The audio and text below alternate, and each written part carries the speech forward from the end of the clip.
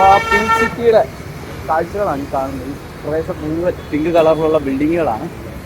അതായത് എവിടെ നോക്കിയാലും ആ പിങ്ക് കളർ മാത്രം, ആ ഹെറിറ്റേജ് രീതിയിലുള്ള ബിൽഡിങ്ങുകൾ മാത്രമാണ് കാണാൻ പറ്റുക. എൻ്റെ സൈഡിലെല്ലാം കാണുന്നത് ആ ഒരു ഡിസൈൻ തന്നെ, രാജസ്ഥാൻ്റെ ആ തനത് ഡിസൈനിലുള്ള ബിൽഡിങ്ങുകളാണ് നമുക്ക് കാണാൻ പറ്റുക.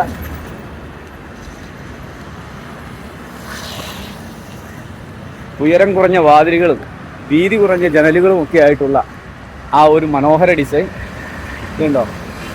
ഓരോ ബിൽഡിങ്ങിനും അതിൻ്റേതായ പ്രത്യേകതയുള്ള ഡിസൈനുകളാണ്. ബിൽഡിങ്ങുകൾ ഡിസൈൻ വ്യത്യസ്തമാണെങ്കിലും ആ ഒരു രീതി, രാജസ്ഥാൻ്റെ ആ ഒരു വാസ്തു രീതിയിലാണ് എല്ലാ കെട്ടിടങ്ങളും നിർമ്മിച്ചിരിക്കുന്നത്. അപ്പോൾ അതേ ഇതിനുള്ളിൽ ഒരു ക്ഷേത്രം കാണാം. അങ്ങനെ ധാരാളം ക്ഷേത്രങ്ങൾ ഈ രാജസ്ഥാൻ്റെ ഈ പ്രദേശത്ത് നമുക്ക് കാണാൻ പറ്റും. ചില ബിൽഡിങ്ങുകളുടെ ഒരു രൂപം കണ്ടു കഴിഞ്ഞാൽ അത് മുഗൾ കാലഘട്ടത്തിലാണെന്ന് നമുക്ക് തെറ്റിദ്ധാരണ വരും. പക്ഷേ അല്ല, രാജസ്ഥാൻ രാജാക്കന്മാരുടെ ആ കാലഘട്ടത്തിലെ ശൈലിയിലുള്ള ബിൽഡിങ്ങുകളാണ്. ആ കാണുന്ന ബിൽഡിങ്ങൊക്കെ അങ്ങനത്തെ രീതിയിലുള്ളതാണ്. കണ്ടു കഴിഞ്ഞാൽ കൊട്ടാരങ്ങളായി തന്നെ തോന്നും. പക്ഷേ അതൊരു ഗസീബോ മാത്രമാണ്. ഏറ്റവും മുകളിൽ കാണുന്ന ഗസീബോ, വിശ്രമിക്കാനൊക്കെ ആയിട്ടുള്ള ഒരു ഗസീബോ മാത്രമാണ്. ഈ ബിൽഡിങ്ങിൻ്റെ മുകളിൽ പ്രാവുകൾ ഇരിക്കുന്നത് കാണാം.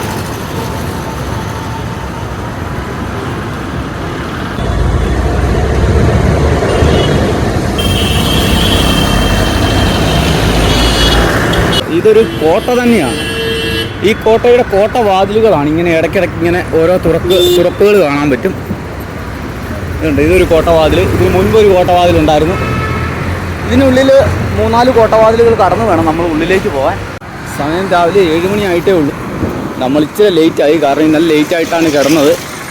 കാരണം നമ്മൾ സൈക്കിൾ ചവിട്ടി വന്നതും പിന്നെ കുഞ്ഞിയുടെ കാര്യങ്ങളൊക്കെ നോക്കിയിട്ട് നമ്മൾ താമസിച്ചാണ് വന്നത്. അതുകൊണ്ട് തന്നെ ലേറ്റായിട്ടാണ് കിടന്നത്.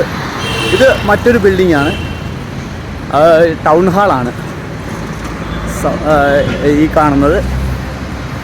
മനോഹരമായൊരു കെട്ടിടം, പുരാതനമായ ആ ഒരു ശൈലിയിലുള്ള ഒരു കെട്ടിടമാണ്. ഇടതുവശത്ത് വലിയ ആൽമരങ്ങളൊക്കെ നിൽക്കുന്നത് കാണാം. പോലീസിൻ്റെ ഒരു ചെക്ക് പോസ്റ്റാണ് ഈ കാണുന്നത്.